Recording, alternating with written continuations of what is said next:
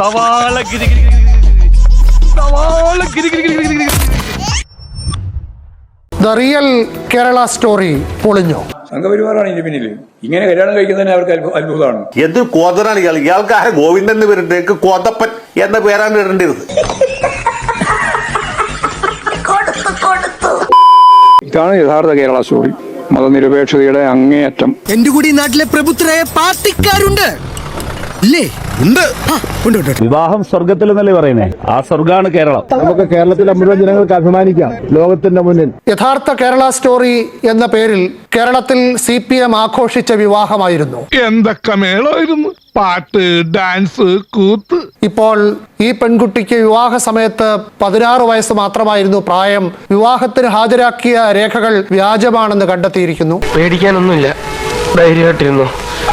Hello, കുറെ നാളായല്ലോ കണ്ടിട്ട്, എവിടെയായിരുന്നു? ഈ വിവാഹം നടത്തിക്കൊടുത്ത MV ഗോവിന്ദനും മന്ത്രി V ശിവൻകുട്ടിയും എന്തിനും പ്രതികരിക്കുന്ന A റഹീമിനും മിണ്ടാട്ടമേയില്ല.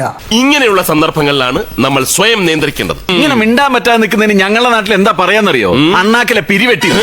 ഈ ഒരു കാര്യം ഞാൻ തെളിച്ചു പറയാൻ ആഗ്രഹിക്കുന്നു. ഇതാണ് റിയൽ കേരള സ്റ്റോറി. 16 വയസ്സ് പ്രായമുള്ള പെൺകുട്ടിയെ ഒരാൾ വിവാഹം കഴിക്കാൻ എന്ന് പറഞ്ഞ് കേരളത്തിൽ എത്തുന്നു. എനിക്ക് ചെയ്യേണ്ടി വന്നു. പരസ്പരം സ്നേഹിക്കുന്ന 2 യുവ മിഥുനങ്ങളെ ഞാൻ ഒന്നിപ്പിച്ചു. അസുലഭമായ അവസരമാണ് K ഗോവിന്ദന് ലഭിച്ചത്. ഈ സ്ട്രോങ്ങിന്റെ ഒരു ഭാഗ്യേ.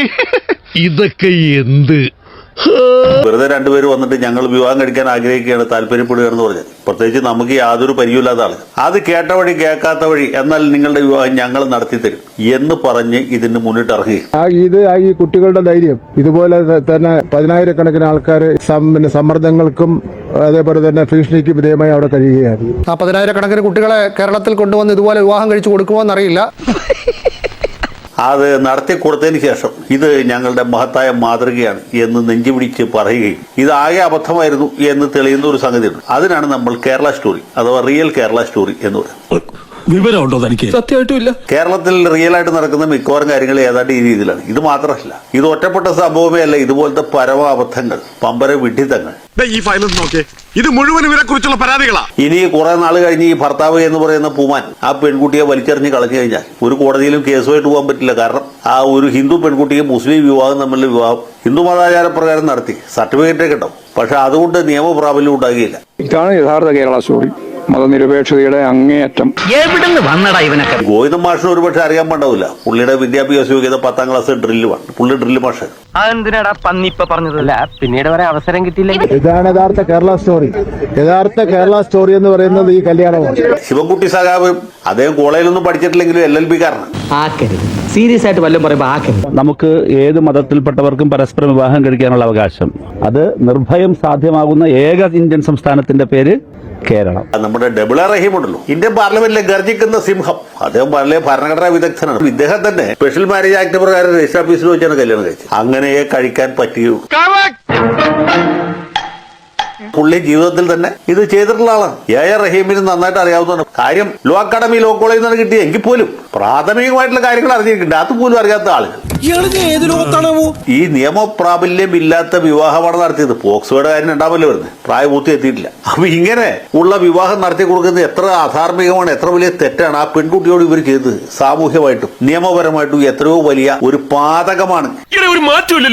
അപ്പൊ ഇങ്ങനെയൊക്കെയുള്ള മണ്ടത്തരങ്ങൾ ചെയ്യുകയും അത് കഴിച്ച ശേഷം താത്വികമായിട്ടും ദാർശനികമായിട്ടും പ്രത്യയശാസ്ത്രപരമായിട്ടും പാർട്ടി ഉയർത്തിപ്പിടിക്കുന്ന മഹോന്നതമായ മൂല്യങ്ങളെക്കുറിച്ചും കേരളത്തിന്റെ സനാതന പാരമ്പര്യത്തെക്കുറിച്ചും നവോത്ഥാനത്തെക്കുറിച്ചും പ്രബുദ്ധതയെക്കുറിച്ചൊക്കെ ലാത്തിയടിക്കുകയും ചെയ്യാന്ന് വെച്ചാൽ എന്താ ചെയ്യുക? ഇവരുടെയൊക്കെ ബുദ്ധി നിലവാരത്തെക്കുറിച്ച് നമ്മൾ എന്ത് പറഞ്ഞാലും ശരിയാവും. അറിയാൻ വയ്യാണ്ട് ചോദിക്കുക. അതുമാത്രമല്ല, രാജ്യം ഭരിക്കുന്ന പാർട്ടിയുടെ സംസ്ഥാന സെക്രട്ടറി ആയിരിക്കുന്ന ആള് എന്തൊരു കോതനാണ് ഇയാൾ. ഇയാൾക്ക് ആരെ ഗോവിന്ദൻ എന്ന് പേരിട്ടേക്ക് കോതപ്പൻ എന്ന പേരാണ് ഇടേണ്ടിരുന്നത്. അതിന് പറ്റിയ ഒരാള് ബഹുമാനപ്പെട്ട മന്ത്രി, വെറും മന്ത്രി, വിദ്യാഭ്യാസ വകുപ്പ് മന്ത്രി, അദ്ദേഹമാണ് ഇതിന് കാർമ്മികനായിട്ട് നിൽക്കുന്നത്. നിന്റെ ഫ്രണ്ടും ബെസ്റ്റ് പാർട്ടിയുടെ. ഇതൊക്കെ കേരളത്തിന്റെ മഹനീയമായ പാരമ്പര്യമാണ്, സാംസ്കാരികമായ ഔന്നത്യമാണ്. ഇതുപോലെ വേറൊരു സ്ഥലത്തും കാണുകയില്ല. അത് ശരിയാണ്, ഇതുപോലെ വേറൊരു സ്ഥലത്തും കാണുകയില്ല. അതാണ് കേരള സ്റ്റോറി പോലുള്ള സാധനങ്ങളൊക്കെ ഉണ്ടായത്. അപ്പൊ അതിനെ സാധൂകരിക്കുന്ന, അല്ലെങ്കിൽ കേരള സ്റ്റോറിയെയും അതിന്റെ 2ാം ഭാഗത്തെയും സർവ്വതാ സാധൂകരിക്കുന്ന നടപടിയാണ് ഈ ബുദ്ധിയില്ലാത്ത, ബോധമില്ലാത്ത മാർക്സിസ്റ്റ് നേതാക്കന്മാരുടെ പ്രവൃത്തി കൊണ്ട് ഇവിടെ സംഭവിച്ചിട്ടുള്ളത്. എന്താണ് ഇതിന്റെ അനന്തരഫലം? ശ്രീ വിനു മന്ത്രി അപ്പൂപ്പനും മാസ്റ്റർ അപ്പൂപ്പനും MP അമ്മാവനും എല്ലാം പോക്സോ കേസിൽ പ്രതിയാകും. പോക്സോ കേസ് വരനായി വന്ന വ്യക്തിക്കെതിരെ ചുമത്തിയെന്ന് അറിയുവാൻ കഴിഞ്ഞു. അദ്ദേഹത്തിനെതിരെ ചുമത്തിയിട്ടുണ്ടെങ്കിൽ വളരെ പ്രകടമായിട്ടുള്ള വസ്തുതകളുടെ വെളിച്ചത്തിൽ മന്ത്രി അപ്പൂപ്പനും മാസ്റ്റർ അപ്പൂപ്പനും MP അമ്മാവനും പോക്സോ കേസിൽ പ്രതിയാകും. താൻ കല്യാണം നടത്തി കൊടുത്തിട്ടില്ലെന്നും എല്ലാം AI ആണെന്നും ഗോവിന്ദൻ പറഞ്ഞെന്നിരിക്കും. ഇതൊക്കെ അറിഞ്ഞിരുന്നു കൊണ്ട് ഇങ്ങനെ ഒരു സാഹസത്തിന് മുതിരേണ്ട വല്ല കാര്യമുണ്ടോ? നീ എന്തിനാണ് റോട്ടിൽ കൂടെ പോണ ഏണിയൊക്കെ പിടിക്കണത്? നാട്ടുകാരെ കൊണ്ട് പറയിപ്പിക്കാൻ വേണ്ടിട്ട്. ഇപ്പൊ മഹാരാഷ്ട്രയിൽ നിന്ന് ഒരാൾ മധ്യപ്രദേശിലെ പെൺകുട്ടിയെ കടത്തിക്കൂട്ട് കേരളത്തിൽ വന്നു. അയാൾ വിവാഹം കഴിക്കാതിരിക്കുക എന്തെങ്കിലും ചെയ്യട്ടെ. അതിലൊക്കെ ഈ പാർട്ടി ഇടപെട്ട് നാറേണ്ട ഒരു കാര്യമില്ലല്ലോ. വെറുതെ പോകുന്ന ഈ പറന്നു പോകുന്ന സാങ്കേതിക വയ്യാവേലിയെ ഏണി വെച്ച് പിടിക്കാന്ന് പറഞ്ഞ പരിപാടിയാണ് ഇവര് ചെയ്തത്. അത് കഴിഞ്ഞിട്ട് ഇത് നവോത്ഥാനമാണ്, പ്രബുദ്ധതയാണ്, മണ്ണാങ്കട്ടയാണ്, പിണ്ണാക്കാണെന്ന് പറയുന്നതാണ് നമുക്ക് അസഹ്യമായിട്ട്. ഇതാണ് ഇവിടെ സംഭവിച്ചുകൊണ്ടിരിക്കുന്നത്. ഈ കാര്യത്തിൽ മാത്രമല്ല, മിക്കവാറും എല്ലാ കാര്യങ്ങളിലും സഖാക്കൾ ചെയ്തുകൊണ്ടിരിക്കുന്നത് ഇതാ. മനുഷ്യനായ നാണം വേണേ. ഏതായാലും മെയ് 4 തീയതി വരെ സഹിച്ചാൽ മതിയല്ലോ എന്നൊരു സമാധാനം നമുക്ക് ആകെ ബാക്കി. മെയ് 4 തീയതി മലയാളികൾ മിക്കവാറും സ്വാതന്ത്ര്യ ദിനമായിട്ട് ആഘോഷിക്കും എന്നാണ് എന്റെ വിശ്വാസം. ഈ ശൈശവ വിവാഹം നടത്തി കൊടുത്ത ശേഷം അന്ന് ശ്രീ MP ഗോവിന്ദൻ പറഞ്ഞ അതേ കാര്യം ഞാനിപ്പോ ആവർത്തിക്കുകയാണ്, ഞാനത് സമ്മതിക്കുകയാണ്. സത്യത്തിൽ ഇതാണ് യഥാർത്ഥ കേരള സ്റ്റോറി.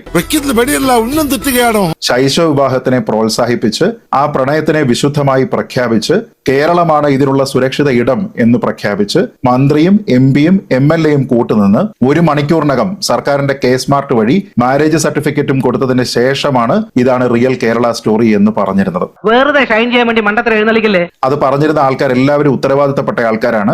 ഏത് റിപ്പോർട്ടിലായിരുന്നാലും അവര് കല്യാണം കഴിച്ചിട്ട് നമ്മൾ കിടന്ന് ഉൾക്കൊണ്ടപ്പെടേണ്ട കാര്യമല്ല. അവര് എന്താ വേണം ആയിക്കോട്ടെ. ഞാൻ അവിടെ പോയെന്നുള്ള കാര്യം ശരി തന്നെയാണ്. സത്യത്തിൽ ഈ മാരേജ് സർട്ടിഫിക്കറ്റ് കൊടുത്തിരിക്കുന്ന സംവിധാനത്തിനെ K-സ്മാർട്ട് എന്നല്ല K-ഊള എന്നാണ് വിളിക്കേണ്ടത്. അമ്മാതിരി ഊളത്തരമാണ് ഈ സംവിധാനത്തിന്റെ ഭാഗമായിട്ട് കാണിച്ചത്. ഇതിൽ ഇനി നാളെ ഒരുപക്ഷെ ഞങ്ങൾക്ക് യാതൊരു വിധത്തിലുള്ള പങ്കുമില്ല, ഞാനെന്ന് പറഞ്ഞില്ലേ രാമനാരായണ എന്നൊക്കെ ഈ CPM-ന്റെ നേതാക്കൾ പറയാനായിട്ടുള്ള സാധ്യതയുണ്ട്. ഞാൻ മിക്കവാറും ഒക്കെ ഒരു ദിവസം ഒരു 10-15 വിവാഹത്തിനൊക്കെ പോകുന്നുണ്ട്. അപ്പൊ ആ വിവാഹത്തിനുള്ള എല്ലാ സർട്ടിഫിക്കറ്റ് വാങ്ങിച്ചോണ്ടൊന്നുമല്ല പോകുന്നത്. ഹിന്ദി അറിയാവുന്നവർ പറഞ്ഞു കൊടുക്ക്, ഈ വിവാഹം നടത്തരുതെന്നാണ് ഞാൻ പറഞ്ഞതെന്നായിരിക്കും ശിവൻകുട്ടി പറയുക. ഇങ്ങനെ വിവാഹം നടന്നപ്പോൾ കുറച്ചുകൂടെ കൗതുകം ഉണ്ടായി.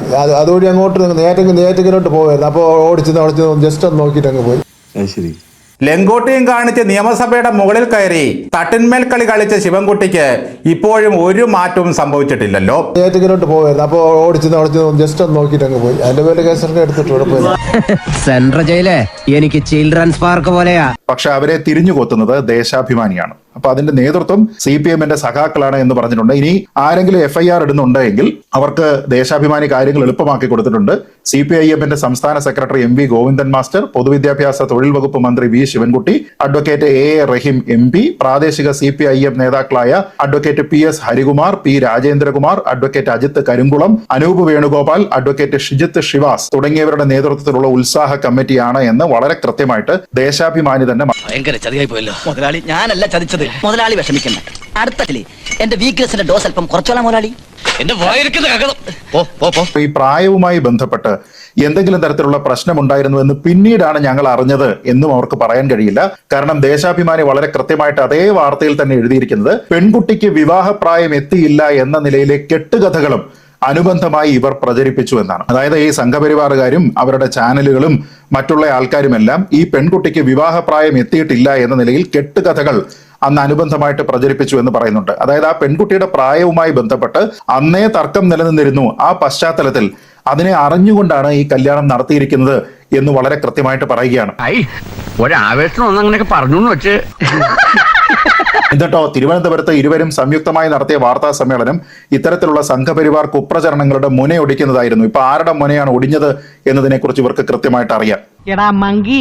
ഇപ്പൊ ഡോങ്കീസ് ആയത് നിങ്ങൾ രണ്ടുപേരുമാണ്. തെരഞ്ഞെടുപ്പ് കഴിഞ്ഞു പോയതിനു ശേഷമാണ് നമ്മൾ ഈ കാര്യം പുറത്ത് പൂർണ്ണമായിട്ട് അറിഞ്ഞ് ഇത് വരുന്നത്. അതല്ലായിരുന്നുവെങ്കിൽ LDF-ന് വേണമെങ്കിൽ ഒരു പ്രചരണ ഹോർഡിംഗ് ഇറക്കാമായിരുന്നു കേരളം മുഴുവൻ. അതിലിങ്ങനെ എഴുതാമായിരുന്നു: നിയമവിരുദ്ധമായി ശൈശവ വിവാഹം നടത്തിക്കൊടുത്ത് പോക്സോ ലംഘനത്തിന് സംരക്ഷണം നൽകാൻ മറ്റാരുണ്ട് LDF അല്ലാതെ.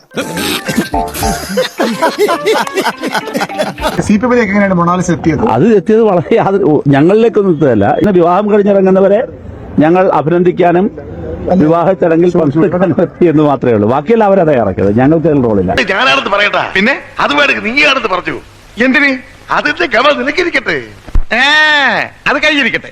ആ ഗമ ആശാനെ വെച്ചോ. ആശാന്റെ ഗമയെ പോയി ജയിലിൽ കിടക്കാമല്ലോ. ആ എടാ എഴുതോ, ഞാനൊന്ന് പറയട്ടടാ, ഒന്നും പറയട്ടാ.